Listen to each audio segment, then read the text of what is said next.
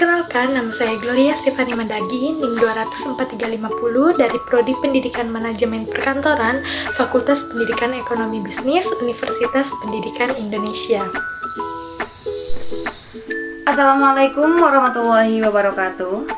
Perkenalkan, nama saya Lia Zakia dengan NIM 2008739, Prodi Pendidikan Manajemen Perkantoran, Fakultas Ekonomi dan Bisnis, Universitas Pendidikan Indonesia. Assalamualaikum warahmatullahi wabarakatuh. Saya Elsa Fadila Febrianti dengan NIM 2003513, Prodi Pendidikan Manajemen Perkantoran 2020A, Fakultas Pendidikan Ekonomi dan Bisnis, Universitas Pendidikan Indonesia.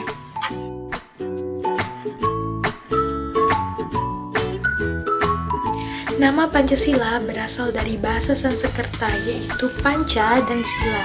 Panca yang berarti 5 dan Sila yang berarti prinsip atau asas. Hal itu berarti ada 5 prinsip atau pedoman penting rakyat Indonesia dalam kehidupan berbangsa dan bernegara. Pancasila adalah pilar ideologis negara Indonesia.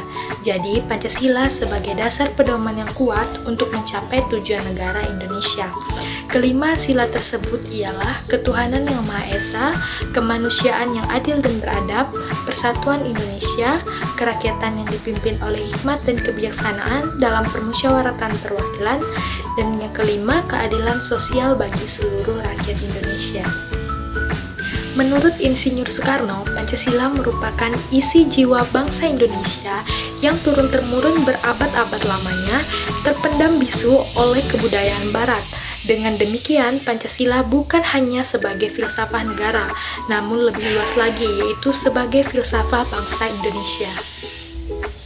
Tujuan dari Pancasila itu sendiri yaitu yang pertama, menghendaki bangsa Indonesia yang religius, yang taat kepada Tuhan yang Maha Esa. Yang kedua, menjadi bangsa yang adil secara sosial dan ekonomi. Yang ketiga, menjadi bangsa yang menghargai hak asasi manusia. Yang keempat, menghendaki bangsa yang demokratis. Dan yang kelima, menghendaki bangsa Indonesia yang nasionalis dan mencintai tanah air Indonesia.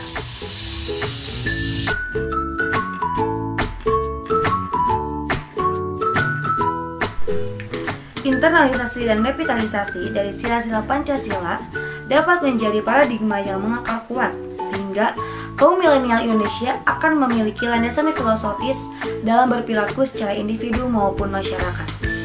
Dalam sila pertama, yang menyebutkan bahwa ketuhanan yang Maha Esa, apabila diinternalisasikan secara radikal kepada bangsa ini, akan menjadi sosial kontrol bagi setiap orang, sehingga orang yang menanamkan nilai-nilai ketuhanan akan merasa selalu diawasi oleh Sang Maha Pencipta. Dan orang yang menanamkan nilai-nilai ketuhanan pula akan menjauhi larangan dalam agama, seperti perilaku-perilaku dalam penyimpangan sosial, perilaku seksual, dan segala tindakan moral lainnya yang tidak sesuai dengan nilai-nilai yang menjadi tolak ukur berperilaku sosial. Dalam sila kedua yang menyebutkan bahwa kemanusiaan yang adil dan beradab adalah mengedepankan nilai humanisme, yang mana orang yang menerapkan nilai menjadi falsafah dalam hidupnya akan menjadi anti terhadap segala bentuk tindakan yang bersifat tidak berkeprimanusiaan. Pada sila yang ketiga, yang menyebutkan bahwa persatuan Indonesia akan mewujudkan persatuan, harmonisasi, dan keutuhan bangsa yang akan menguatkan kedaulatan negara. Apabila nilai persatuan ini diprioritaskan menjadi paradigma sosial, maka perpecahan akibat kontestasi politik tidak akan pernah terjadi. Oleh karena itu, sila ini amatlah penting agar persatuan sosial bagai satu tubuh dapat terrealisasikan tidak hanya sebatas simbol, melainkan sebagai falsafah bangsa Indonesia sebagai bangsa yang majemuk. Nilai musyawarah yang terkandung dalam sila keempat juga akan membangkitkan semangat para generasi muda apatis yang tidak peduli terhadap masalah-masalah bangsa dan negara. Nilai ini jugalah yang dapat membentuk paradigma generasi muda menjadi paradigma yang dewasa untuk menjadi lebih bijak dan objektif dalam menilai sesuatu hingga memecahkan berbagai masalah. Sila kelima Pancasila yang menjelaskan mengenai keadilan sosial bagi seluruh rakyat Indonesia akan menciptakan generasi yang mengedepankan social justice dan berjuang demi keadilan. Generasi yang memiliki paradigma ini akan menjadi anti terhadap segala bentuk ketidakadilan dalam sekecil apapun. Nilai keadilan sosial inilah yang akan membentuk kaum generasi muda sebagai pejuang keadilan penentang segala bentuk ketidakadilan, sehingga Peran generasi muda sebagai iron stock, agent of change, dan social control dapat terrealisasikan dengan adanya dorongan dan paradigma mengenai keadilan sosial. 5 sila dalam Pancasila ini tidak dapat berdiri sendiri dan tidak dapat dipisah-pisahkan baik internalisasi, revitalisasi, hingga implementasinya.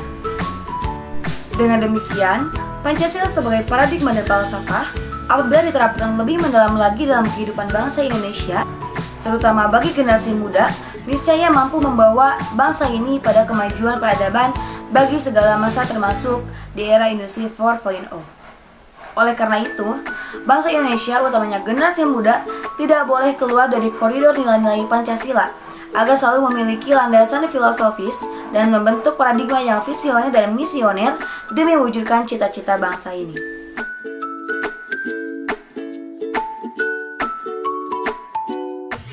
Dunia, termasuk Indonesia, memasuki era modernisasi, otomatisasi, digitalisasi, industrialisasi, penggunaan teknologi, dan internet yang akan menjadi basis dari kegiatan di berbagai sektor, mulai dari sektor sosial, budaya, pendidikan, ekonomi, dan politik.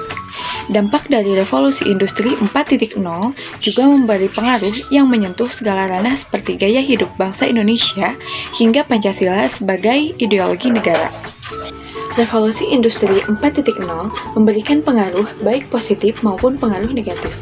Salah satu dampak positif dari era 4.0 adalah kemudahan dalam mendapatkan akses teknologi dan informasi.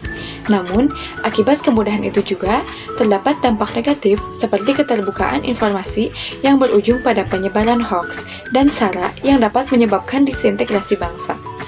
Segala bentuk negatif dari modernisasi dalam era revolusi industri 4.0 haruslah dijauhi oleh para milenial Indonesia agar dapat menghadapi segala tantangan dari era revolusi industri 4.0.